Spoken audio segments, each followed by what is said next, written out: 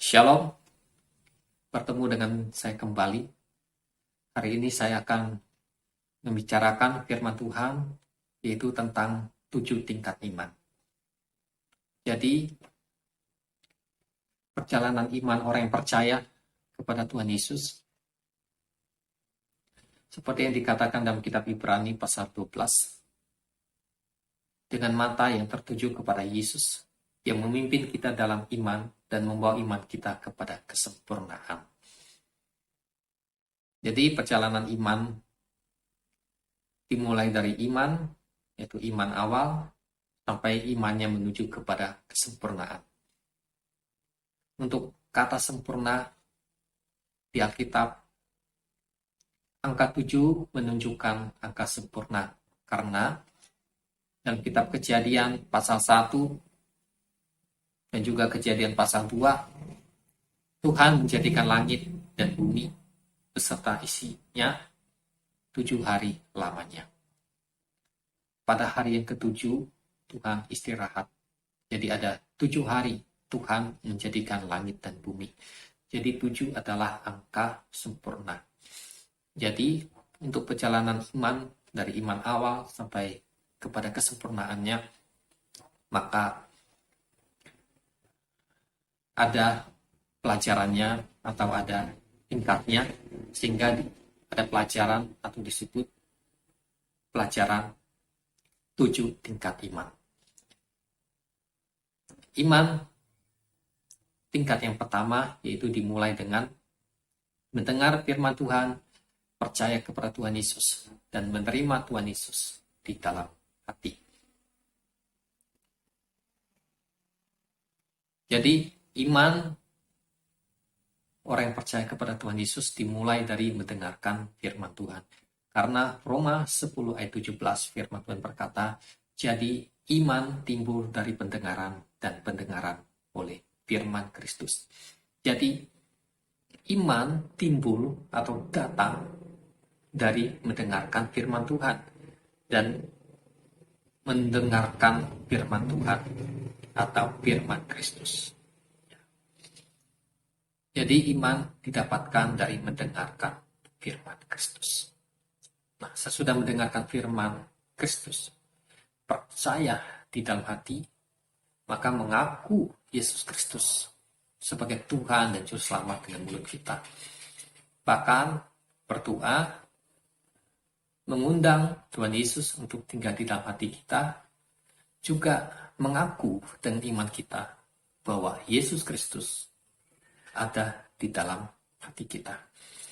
Dalam surat Efesus yang ditulis oleh Rasul Paulus menulis, oleh imanmu Kristus diam di dalam hati. Jadi melalui iman kita, Kristus diam di dalam hati kita. Jadi Kristus diam di dalam hati kita melalui iman kita. Jadi Tuhan Yesus diam di dalam hati kita melalui Roh Kudus. Jadi Tuhan Yesus diam di dalam hati kita melalui Roh Kudus. Roh Kudus tinggal di dalam hati kita, maka Tuhan Yesus tinggal di dalam hati kita. Kenapa?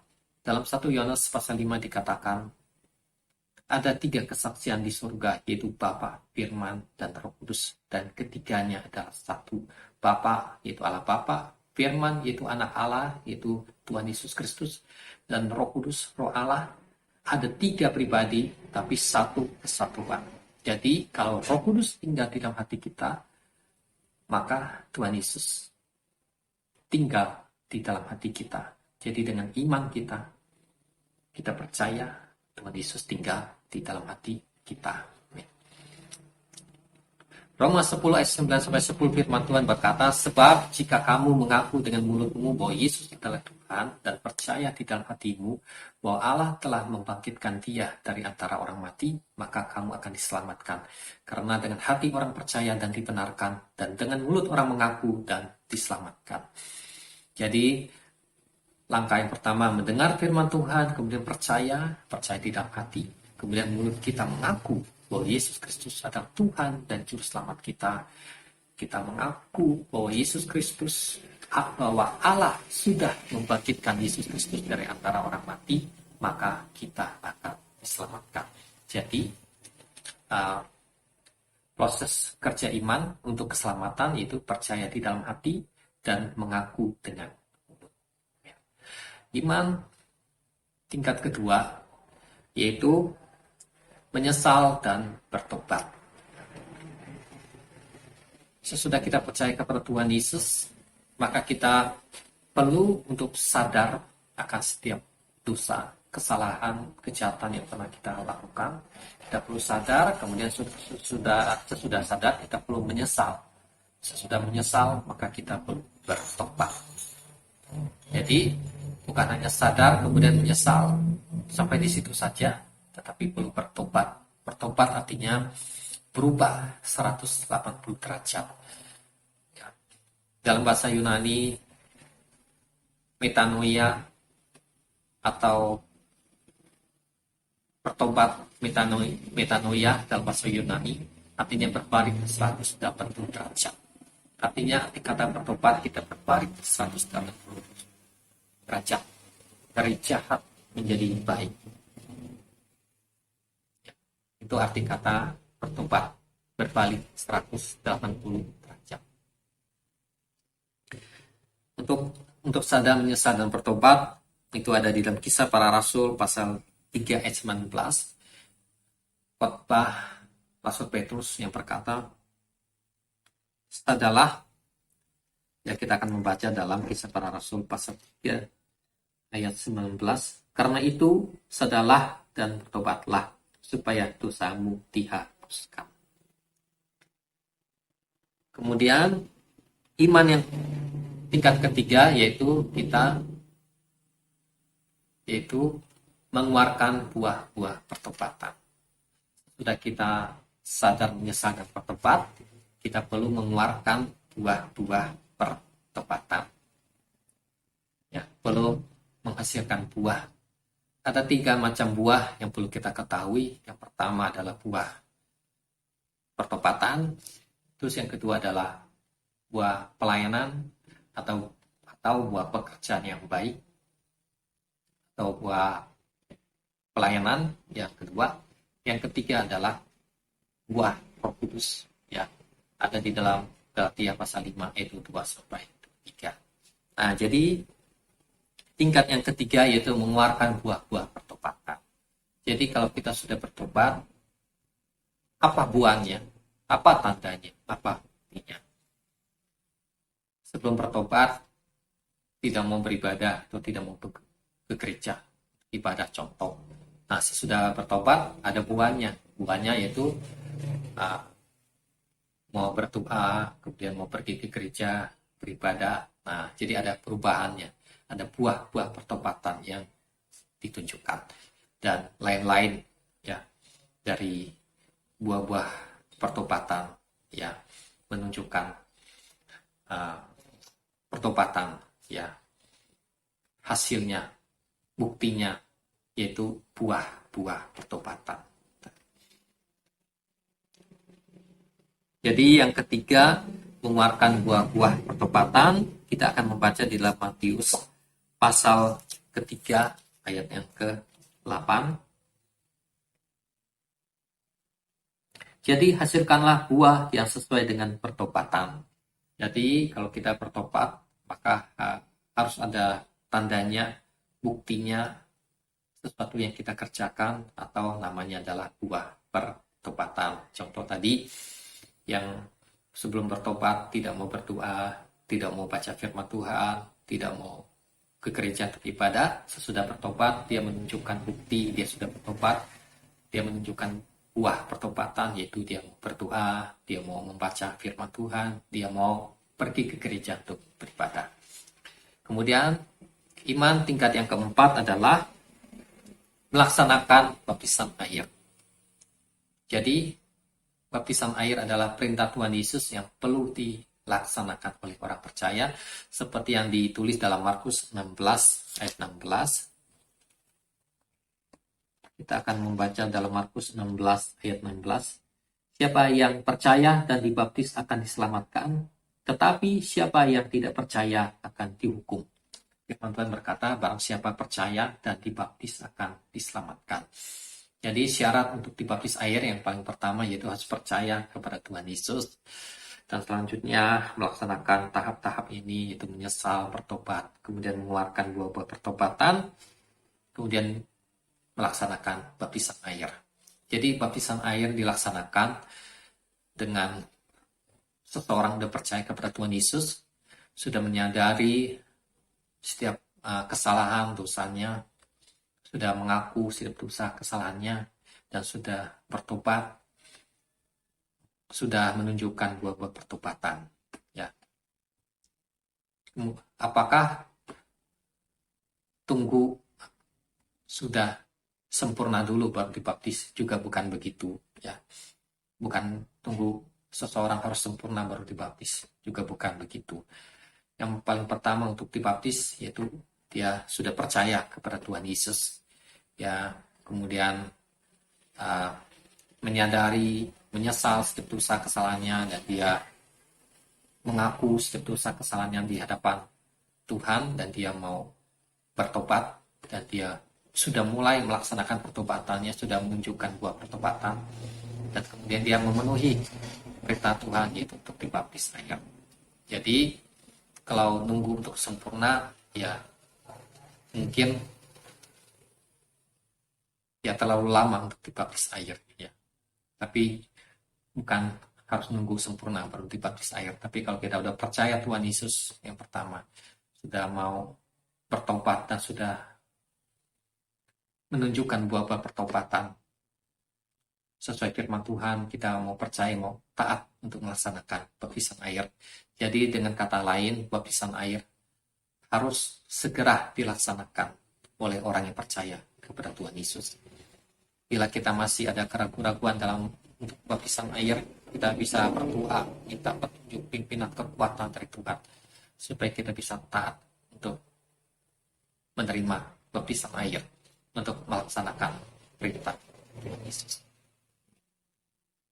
Kemudian untuk dibaptis air, yaitu sesuai seperti yang dilakukan atau dialami oleh Tuhan Yesus, yaitu Tuhan Yesus dibaptis oleh Yohanes Pembaptis di Sungai Yordan, dan juga yang dilakukan oleh murid-murid Tuhan Yesus, juga oleh Filipus, seperti yang dituliskan kitab Kisah Para Rasul. Pada waktu Filipus membaptis sida-sida dari Ethiopia, dikatakan pada waktu mereka keluar dari air, Roh Tuhan melarikan Filipus dari hadapan sida-sida dari Ethiopia.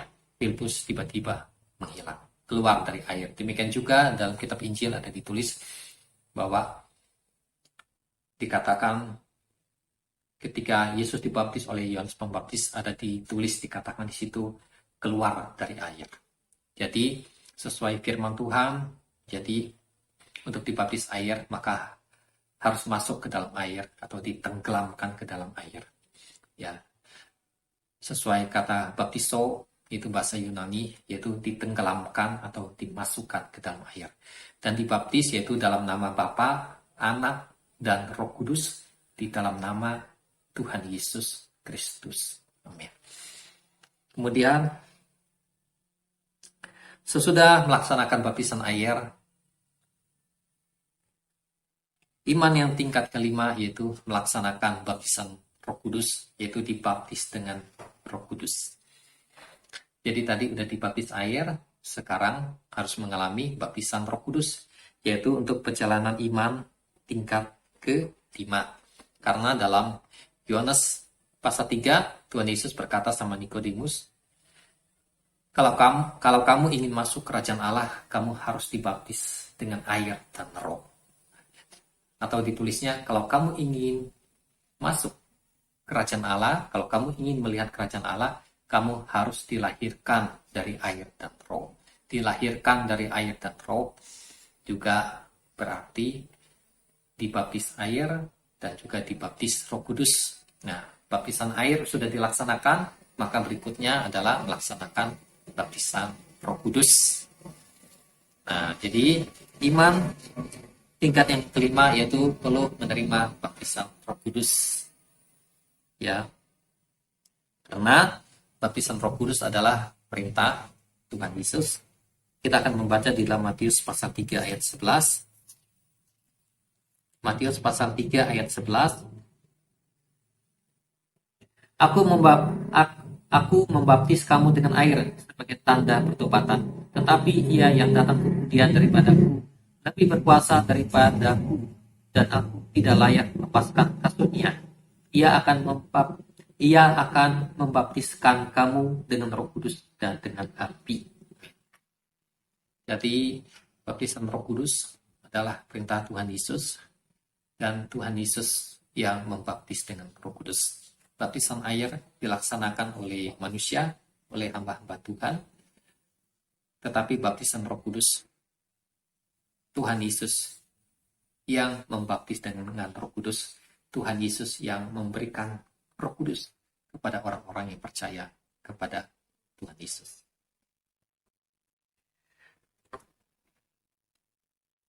Jadi iman tingkat kelima yaitu menerima baptisan Roh Kudus. Untuk lebih jelasnya lagi, lebih mendalam tentang baptisan Roh Kudus, kemudian cara-cara untuk menerima baptisan Roh Kudus, ada saya buat di dalam video yang sebelumnya, bisa disaksikan di video yang sebelumnya. Kemudian iman tingkat yang keenam adalah sesudah menerima baptisan Roh Kudus, maka iman tingkat keenam yaitu menghasilkan karunia rohani. Menghasilkan karunia rohani atau menghasilkan karunia roh. Nah, karunia rohani ini adalah pemberian dari Roh Kudus. Jadi untuk mendapatkan karunia rohani ini kita harus menerima baptisan Roh Kudus. Dan kita mendapatkan karunia Roh Kudus atau mendapatkan karunia rohani. Untuk karunia rohani ini akan dibagi tiga hal atau tiga tingkatannya, ya. Karunia rohani yang pertama adalah karunia Roh Kudus. Ya. Sesudah seseorang dibaptis dengan Roh Kudus, maka dia mendapatkan yang pertama tadi adalah karunia Roh Kudus. Dalam 1 Korintus 12 ayat 8 sampai 10 ada 9 karunia Roh Kudus yang ditulis oleh Rasul Paulus. Ya, ada karunia hikmat, ada karunia pengetahuan atau marifat, ya, ada karunia membedakan roh, ada karunia nubuat, ada karunia bahasa lidah, ada karunia menafsirkan bahasa lidah, ada karunia iman, ada karunia kesembuhan, ada karunia mujizat. Jadi ada 9 karunia Roh Kudus yang diberikan oleh Roh Kudus. Jadi kalau orang percaya sudah dibaptis Roh Kudus, maka dia bisa mendapatkan salah satu dari 9 karunia Roh Kudus. Karunia Roh Kudus bisa kita dapatkan dengan cara meminta sama Tuhan, dengan iman, meminta dengan tekun, Tuhan bisa memberikannya. Seperti firman Tuhan katakan dalam Matius 7 ayat 7, mintalah maka kamu akan menerima, carilah maka kamu akan mendapat, ketoklah maka pintu akan dibukakan bagimu. Jadi karunia Roh Kudus yang diberikan kepada kita digunakan untuk membangun tubuh Kristus, untuk membangun orang-orang yang percaya, untuk membangun kerajaan Allah, untuk menjadi berkat. Jadi bukan untuk kepentingan diri sendiri, bukan untuk diri sendiri, tetapi untuk membangun tubuh Kristus, untuk membangun kerajaan surga, untuk membangun orang-orang yang percaya kepada Yesus, untuk menjadi berkat dan untuk memuliakan Tuhan Yesus. Kemudian tadi untuk karunia rohani yang pertama adalah karunia Roh Kudus, yang kedua adalah karunia jawatan. Karunia jawatan. Jadi dalam Efesus pasal 4 ayat 11 ada 5 karunia jawatan. Yang paling pertama adalah rasul, kedua nabi, ketiga penginjil, keempat gembala, kelima pengajar atau guru. Jadi ada 5 karunia jawatan yang diberikan oleh Roh Kudus kepada orang-orang yang percaya kepada Tuhan Yesus. Dan kelima jawatan ini dimulai dari hari Pentakosta sudah ada, dan sampai sekarang ini saat ini kelima jawatan masih tetap ada. Apa kegunaan 5 jawatan ini? Yaitu untuk membangun tubuh Kristus sampai kepada kedewasaan, sampai kepada kesempurnaan untuk menjadi mempelai Tuhan Yesus Kristus. Jadi pelayanan rasul, nabi, penginjil, gembala, guru masih ada sampai sekarang untuk membangun tubuh Kristus. Ya, membangun orang percaya, membangun gereja Tuhan, membangun umat Tuhan sampai kepada kedewasaan, bahkan sampai kepada kesempurnaan dan menjadi mempelai Tuhan Yesus, bahkan siap untuk menikah bersama Tuhan Yesus ya di perjamuan kawin anak domba, yaitu di dalam kitab Wahyu. Nah, jadi kelima jawatan ini masih ada ya untuk membangun tubuh Kristus. Kemudian karunia rohani atau karunia rohani yang ketiga adalah menghasilkan buah Roh Kudus.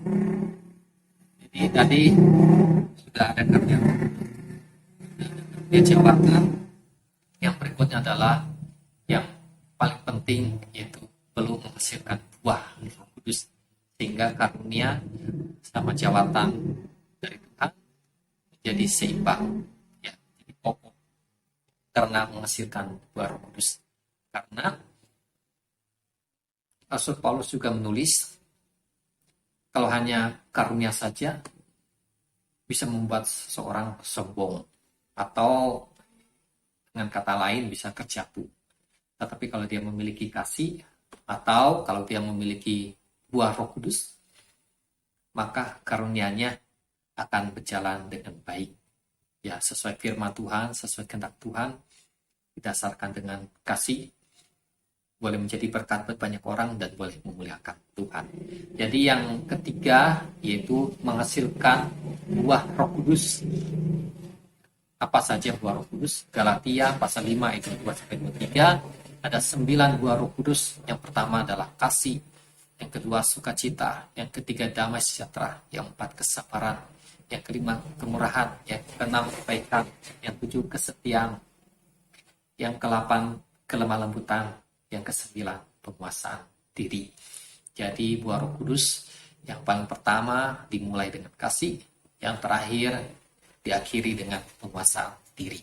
Nah, jadi orang yang percaya kepada Tuhan Yesus untuk iman tingkat ke-6 ya, dia perlu menghasilkan buah Roh Kudus ya, perlu memiliki karunia Roh Kudus, mendapatkan karunia jawatan, kemudian menghasilkan buah Roh Kudus.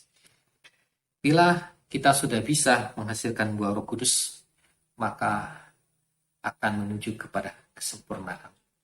Karena dengan menghasilkan buah Roh Kudus, artinya kita hidup di dalam roh, berjalan di dalam roh. Rasul Paulus menulis dalam kitab Galatia, kalau kita hidup menurut roh, maka kita tidak akan menuruti daging.